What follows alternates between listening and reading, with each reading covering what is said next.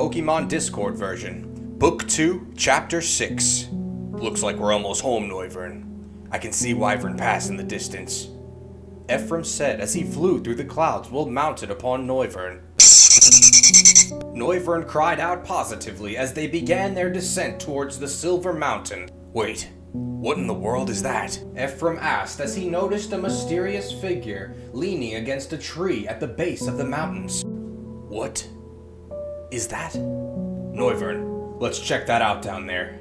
Ephraim said to Noivern as it brought them to the base of the mountains to confront whatever was waiting for them. Ephraim then dismounted and returned Noivern to its Pokeball as he then cautiously approached the figure that was shrouded in darkness. Took you long enough, kid.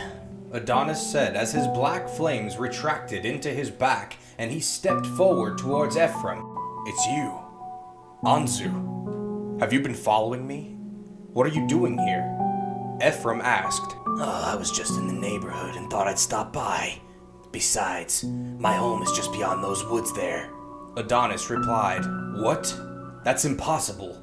The only village nearby is, or was, Hollowtown. That place has been abandoned for over a decade. Anzu, who or what exactly are you? Ephraim asked. Straight to the point, huh? You know, you're just like your older sister in that way. You remind me of Jace more than anyone ever has, Ephraim Lightsworn. Adonis replied. Jace? How do you know about her? She went missing when I was a young child. No one ever found out what happened to her. Did you have anything to do with that? Ephraim asked Adonis angrily while gripping his blades. That's right. You were just a whelp back then, weren't you? Time certainly is a fickle bitch, isn't it? Adonis replied. Answer me, Anzu. What happened to Jace?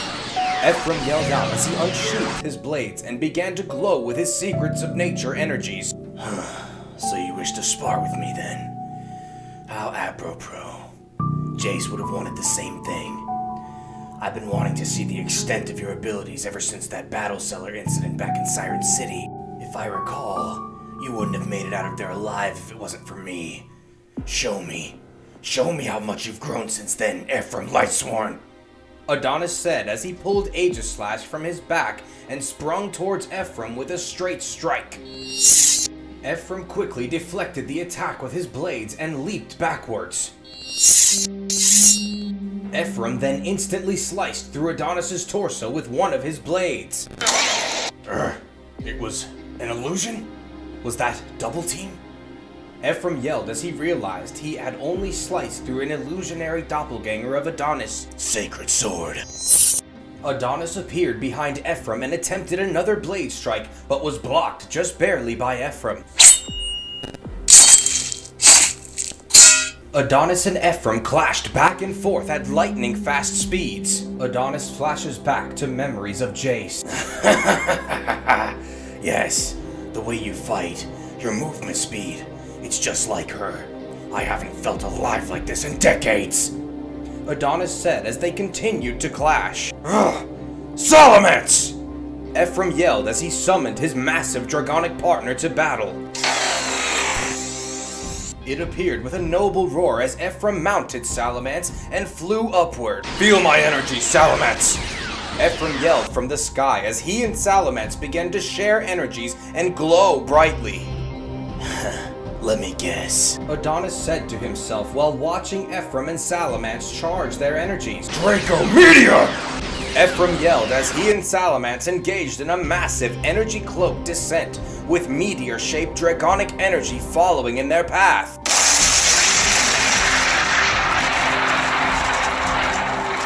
As the crash impacted, Ephraim backflipped off of Salamence. Where did you go, Anzu?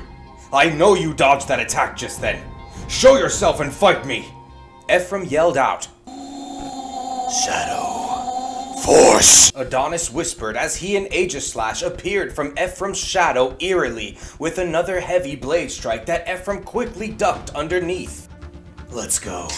Garchomp! Adonis said as he summoned Garchomp to the battle. Garchomp let out a massive roar as he stood with Adonis on opposite ends of the battlefield as Ephraim and Salamence. Now we can fight just as our ancestors did. Draconid warriors of the old world. Dragon to dragon, blade to blade. Adonis said as his Garchomp unleashed a Dragon Pulse attack at Salamence. Salamence, return fire! Dragon Pulse! Ephraim shouted as his Salamence levitated into the air and shot another Dragon Pulse at Garchomp.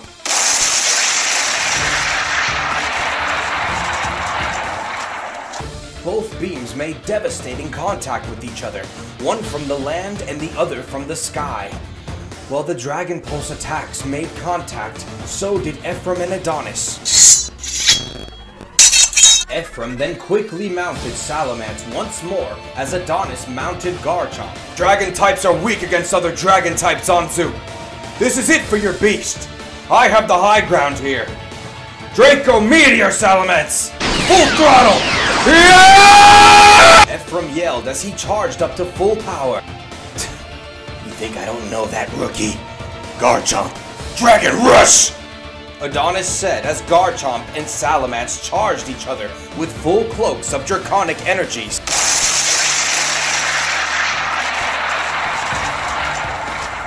With one astronomical crash, the entire area around them cratered and broke. Despite the intensity of the attacks, everyone remained on their feet.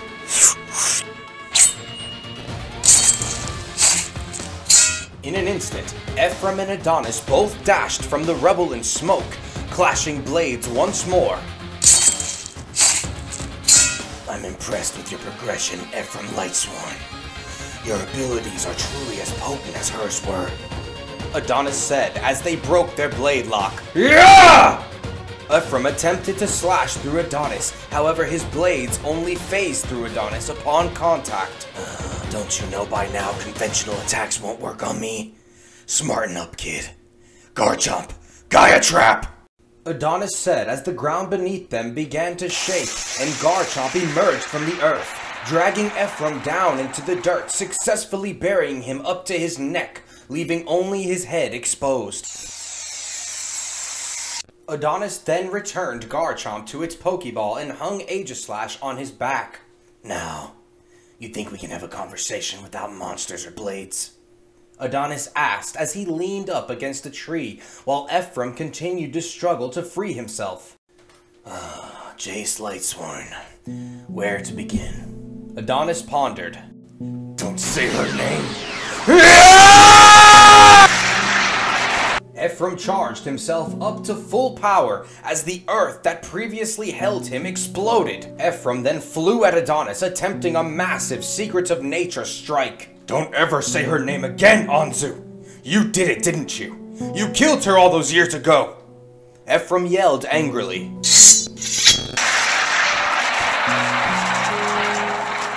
Using the move King's Shield, Adonis blocked Ephraim's attack. Energies and wind rapidly surged throughout the trees upon impact. No, kid. I didn't kill your sister. Though I can't deny the fact that it's my fault she's dead. I was too weak to protect her. Adonis replied reluctantly. Ephraim powered down as his expression changed. What? What do you mean, Anzu? Tell me. Tell me what happened to my sister. Please. Ephraim pleaded. That name, Anzu. It's haunted me since the moment I let her die. There hasn't been a day that's gone by where I haven't thought about her. Jace Lightsworn, my comrade, my beloved cousin, and my best friend. Adonis reminisced. What did you say? Jace was your cousin? Anzu, who the hell are you? Tell me! Ephraim demanded. I suppose you've proven yourself, Ephraim. Keeping you in the dark about this would be redundant at this point. My real name is Adonis. Adonis Nova. Adonis said to Ephraim. Adonis Nova? As in Prince Adonis Nova? The Speed Devil? That's impossible. My father told me you died during the Great War. Ephraim said with fear trembling throughout his words as he turned completely white. The Great War, otherwise known as the Hallowtown Massacre. I remember it like it was yesterday. My orders were to lead Team Rocket's Alpha Squad in the extermination of the Light, a resistance group made up of many powerful heroes, including Father Time and Mother Gaia. My great uncle, Lord Crowley, was correct when he told you about that dreadful war. However, the truth about my death was hidden. My father led everyone to believe I was KIA, along with my entire unit. The truth is, I murdered them all, every last one of them. I realized the error of my ways and gave them all an opportunity to follow me. They chose death instead. It was my grandfather, Eldridge, that helped me illuminate my path. He saved Aiden from me in Alpha Squad, but it was too late for the kid's parents. Adonis explained. You mean Father Time and Mother Gaia? After Blythe left with Aiden all those months ago, my father told me everything he knew about that kid. He told me that he was the son of the legendary heroes that died protecting him. You're telling me you killed them? You killed his parents? Ephraim asked. Trust me, kid. I regret who I was during my lifetime every moment of every day. If I could take it back, I would. But unfortunately, that's not how it works. Adonis replied. But what about Jace? You still haven't told me what happened to Jace. Ephraim reminded Adonis. I was a child back then, still green. Jace and I were a part of two different branches of the same family tree. She was born as the honorable granddaughter of Zonder Lightsworn, founder of the Lightsworn Draconic clan. I was born under the Royal Nova bloodline, great-grandson of Zero Nova, who created and led the masses of Team Rocket back during its glory days. Jace and I trained together as much as we could until your clan's elders began overseeing her training. They shaped her into the perfect candidate for the next Alpha in hopes that one day she would take over your father's position as leader. Adonis explained. That's right. The elders have been putting me through the same kind of training for a few years now. All of them think the pressure they put on Jace was too much for her. They told me she ran away and became a rogue warrior. They blamed themselves. However, everyone still remembers Jace as a dishonorable deserter. Her body was never found, so they didn't know what else to think.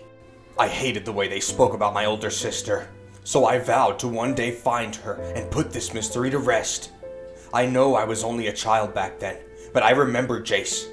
She was kind to me and showed me the secrets of nature for the very first time, even though our father forbade me from training with it until I was mature enough to handle its power.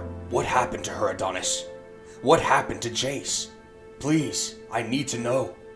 Ephraim said, trying to fight back tears. I remember when Jace went missing. It was around that same time my grandfather Eldridge met with me without my father's knowledge.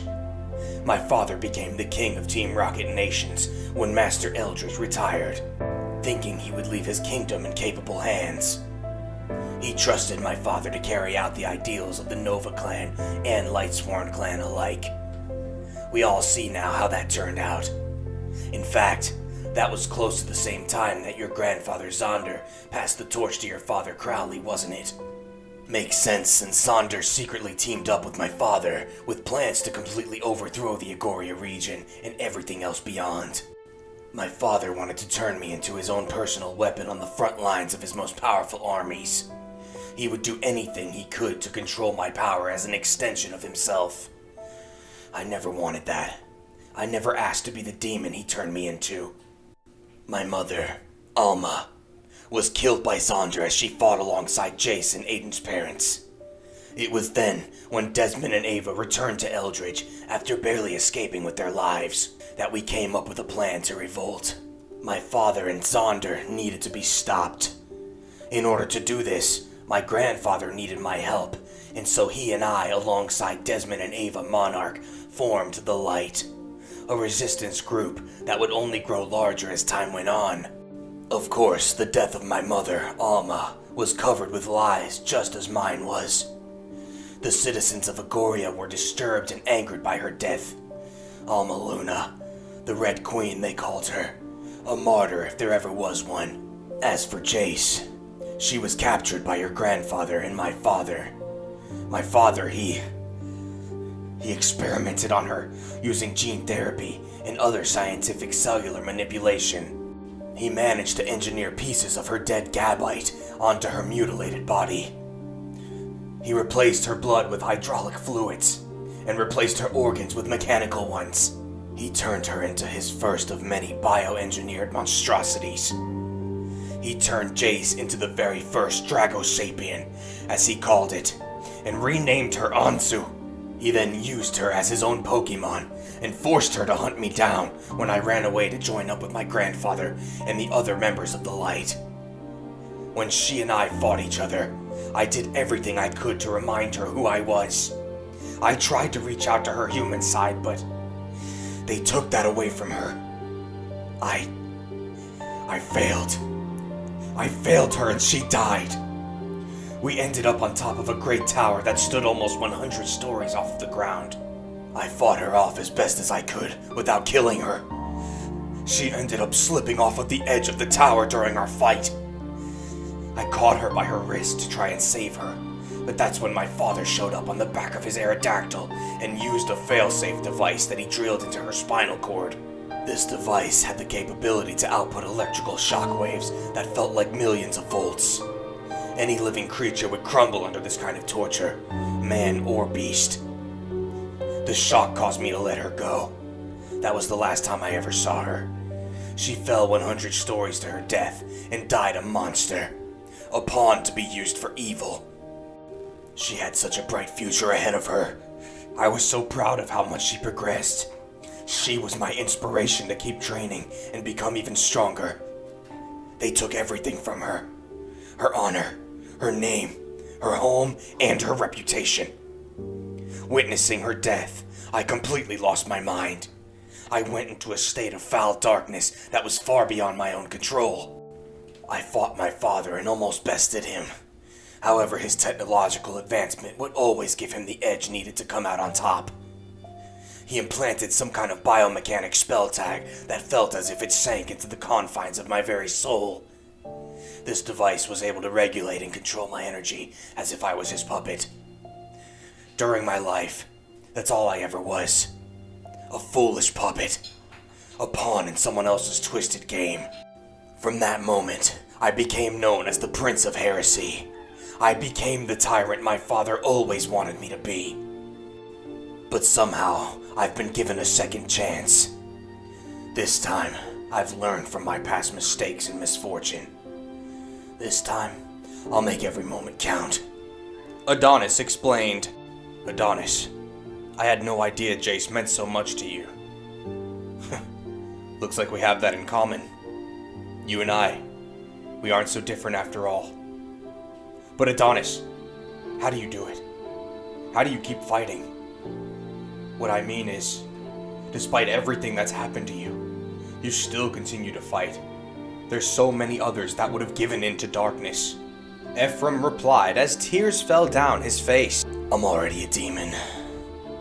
You still have a chance to make a difference, kid. I never had a choice. Fighting was the only thing I was ever good at. Though, like Jace, I never got to fight for what I believed in. Don't make that same mistake. We aren't tools of our fathers, or anyone else. You make your own destiny, your own choices, and your own battles. No matter what you do, make sure whatever you're fighting for is worth the inevitable pain that comes from war. Adonis said, we will make a difference. I'm with you, Adonis. You're the only part of Jace I have left. You were the last one to look into my sister's eyes. Because of that, I can't leave your side. I'm going back home to deliver the news of Eldridge's passing to my father and the rest of our community. I was going to lie and tell them that Blake died just like he wanted me to. But now I can't do that. I'm going to tell them the truth and try to convince them to join us in taking the fight to Team Rocket. Ephraim said proudly while wiping the tears from his face. Glad to hear that, kid. I actually have some business of my own to tend to within Hollowtown. Truth is, Eldridge was holed up there ever since the war ended and the Cold Era began. Aside from helping me get my bearings back, he was studying Pokemon and rescuing as many war orphans as he could find. There's a woman named Joy. She's a nurse who cares for the children for him. She was the first orphan he's ever rescued besides Aiden, and has been a father figure to her ever since. She deserves to know about my grandfather's death as well. They all still live within the walls of that haunted old ghost town, so I'm headed there now. Good luck with everything, Ephraim Lightsworn. If my great-uncle Crowley's anything like he used to be, it's gonna take a lot more than words to convince him to drop his convictions and beliefs. Just know, regardless of the outcome, you will always have a place within our faction, Hikari. Once I finish up in Hollowtown, I'll meet you here to check on your progress. Stay vigilant and stay alive, Ephraim. You and I are family. That means I'll always have your back. See you soon. Adonis said to Ephraim as he dissipated into the darkness of the forest. Ephraim then turned towards the Silver Mountains and summoned Noivern. Alright, Noivern. Time to go home, Ephraim said to Noivern as they ascended into the mountains. Meanwhile,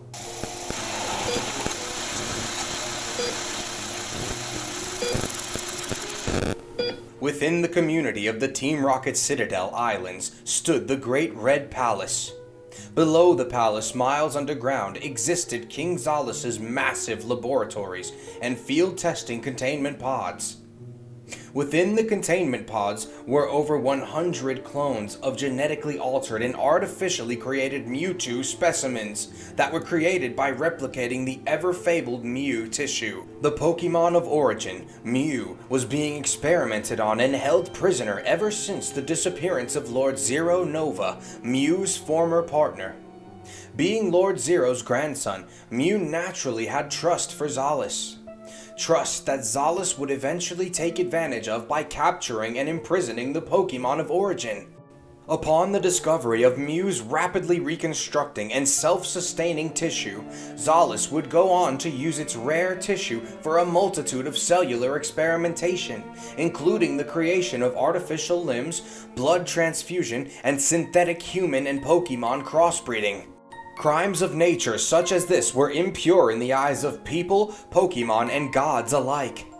King Zalus had previously returned to the Red Palace with near-fatal wounds from his fight with Eldridge and Aiden.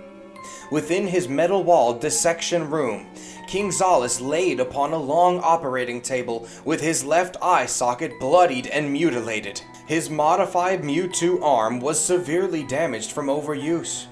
Damaged to the point where only bloody pieces of bone and cartilage hung from his bicep. It seemed the king needed replacement parts immediately, or he would suffer long-term or even permanent damage. King Zalus must undergo immediate emergency surgery. The damages are far worse than we imagined. All scientific personnel and engineer teams need to report to the Section Room A for surgery. Anesthetic! We need anesthetic at once! Yelled Torin, Team Rocket's head scientist, through the PA system. There's no time for anesthetic, you fool! Pain doesn't mean a thing to the likes of me. Begin the operation immediately, or I'll kill you and do it myself.